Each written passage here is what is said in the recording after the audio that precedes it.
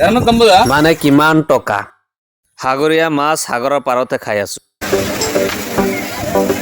চেন্নাইৰ মেৰিনা বিচ নামটো হয়তো শুনা পাইছে ময়ো এপাক গৈছিলো আৰু গৈ পিনি যি দেখিলো সাগৰৰ পাৰত যোৱাটো কোনে নিবিচাৰে হেহে বহুতে আহিছে আহি সাগৰৰ পানীৰ লগত হাতুৰি নাদুৰি মিলি গৈছে বহুতে এনজয় কৰিছে ফূৰ্তি কৰিছে ডেকা গাবৰো বুঢ়া বুঢ়ী সকলো মই অকমান ট্ৰাই কৰি চালো গা পা নুদুলো পানীত গলো অকমান মুখত লৈ চালো ইমানে তিতা ইমানে লুনিয়া যদি আপুনি তৰকাৰী বনায় হয়তো নিমখ নিদিলেও চলিব আৰু এইবোৰ হৈছে সাগৰীয় মাছ সাগৰৰ পাৰতে বিক্ৰী কৰি আছে বহুত দাম এক পিস 200 300 400 500 টকালৈকে অকমান ট্ৰাই কৰি চালো যে খাব পাৰো নেকি ভালেই লাগিছে কিন্তু নিমখ বেছি লগতে পিয়াজ দিছে আৰু নেমু দিছে আপুনিও কেতিয়াবা যদি সাগৰৰ পাৰত যায় এনেবোৰ খাদ্য খাব আন কিছুমান খাদ্যই আচৰিত কৰি তুলিছে এইবোৰ যে চাইছে এইবোৰ সব গছৰ বাকলি চাকলি অকমান মছলা টছলা দি পেলাই ভাজি এইবিলাক বিক্ৰী কৰিছে খাওঁতে কৰ শব্দ হয় খালে ভালে লাগে বেয়া নালাগে কিছুমান ভাল লাগে কিছুমান আকৌ বেয়া লাগে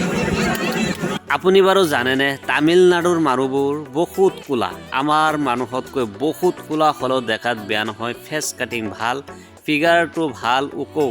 কোলা হলেও দেখাত ভাল আৰু তাৰ মানুহবিলাকে তামিলনাডুৰ মানুহবিলাকে নিজৰ মাতৃভাষাৰ ওপৰত বহুত গুৰুত্ব প্ৰদান কৰে আমাৰ অসমত যেনেকৈ বঙালী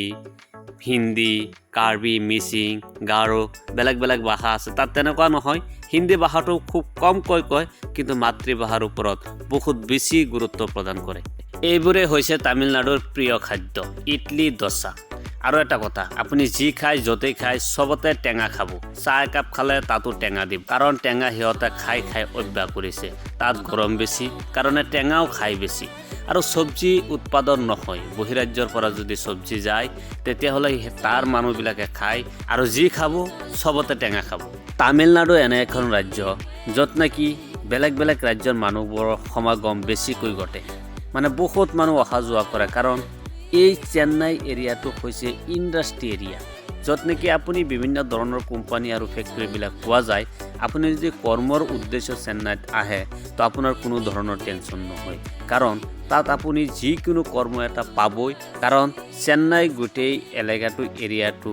ইণ্ডাষ্ট্ৰি এৰিয়া মানে বিভিন্ন ধৰণৰ উদ্যোগ ইয়াত প্ৰতিষ্ঠিত হৈ আছে যাৰ বাবে বহিৰাজ্যৰ পৰা বিভিন্ন মানুহ আমাৰ অসমৰ বহুত মানুহ তাত গৈ কৰ্মৰত হৈ আছে